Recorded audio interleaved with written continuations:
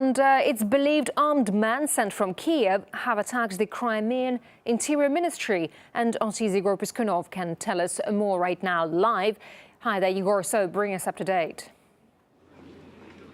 Over the night, several groups of armed men sent from Kiev tried to capture several administrative buildings here in the Crimea, including the Interior Ministry. But self-defense squads, as they're known here, repelled the attack, although several people are reported to have been injured. Although this is according to the local prime minister, who has now announced that he is putting all the local security services in the Crimea under his control, including the police, the military, the navy, and border guards. Local authorities have also set a new date for a referendum aimed to establish more autonomy from Kiev and have asked Russia for protection. Now, Moscow says that it will pay attention to these requests and is also very concerned about the events here in the Crimea. It's also said that it's really disappointed with the new authorities in Kiev aggravating the situation like that here in the Autonomous Republic. Russia is deeply concerned with the recent developments in Crimea. In the early hours of March the 1st, armed men sent from Kiev made an attempt to seize the Interior Ministry of the Crimean Autonomous Republic. This treacherous provocation left several people injured. Thanks to the resolute actions of the self-defense squads, the attempt to seize the building was repelled. This latest incident proves that certain political circles in Kiev are eager to destabilize the situation in the Crimea Peninsula. We urge those who issue such orders from Kiev to show restraint.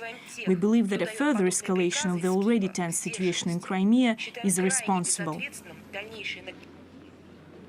Now, the acting prime minister in Kiev has been saying that local authorities have no legal rights to hold any type of independent referendum under new laws which have been passed just recently in Kiev. And also they've been saying that they're going to try to do everything in their power to prevent tourists from coming to the Crimea during the summer, including Russians, Ukrainians, Belarusians, and other Europeans. Now, in the meantime, these so-called self-defense squads have been patrolling the key facilities in the Crimea, including 2 airports, the building of the local parliament, and a TV channel. And basically people here are not recognizing these new authorities in Kiev, saying that they are extremists who've hijacked power. Now, Russia has also said that it's ready to grant citizenship to members of the former Berkut SWAT teams who fought against the rioters during the violence in Kiev. And for more on this, here's a report by my colleague, Maria Finoshina.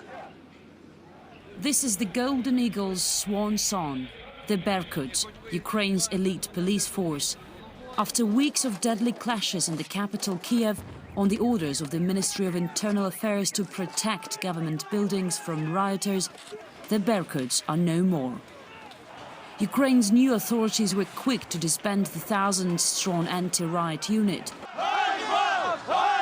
Former officers were made to publicly kneel in western Ukraine and beg for forgiveness, while locals shouted shame, pelting them with objects. The country's acting interior minister posted on his internet page that the Berkuts are finished. It's hard for us.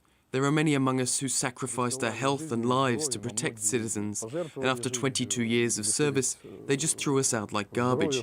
It's painful. Viktor Denisov spent 2 decades in the Ukrainian police. He says the Berkuts in Kiev were simply unprepared to face armed protesters while trying to carry out their duty. On Friday, during his press briefing in Russia, President Yanukovych did apologize for that. Unarmed Berkut officers have had Molotov cocktails thrown at them, been shot at by live ammunition, and killed. I apologize to these courageous people who have stood up and suffered.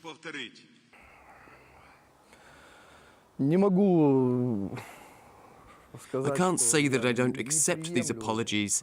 At the end of the day, we didn't fight for Yanukovych, and it was not him personally we protected. We tried to protect public order to allow the state to function.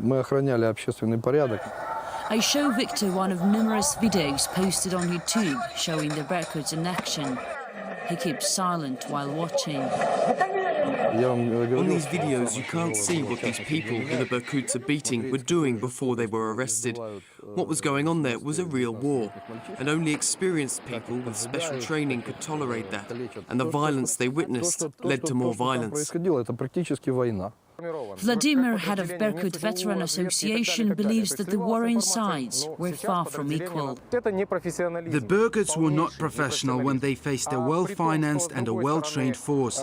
Their reconnaissance was excellent. They knew about our tactics and strategies. There were traitors in every department. We were naked and blind.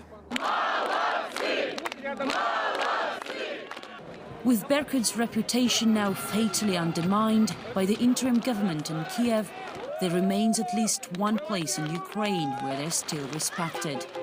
Ukraine's southern autonomous region of Crimea recognized neither Kiev's new masters nor their laws, and they refused to disarm the Berkuts.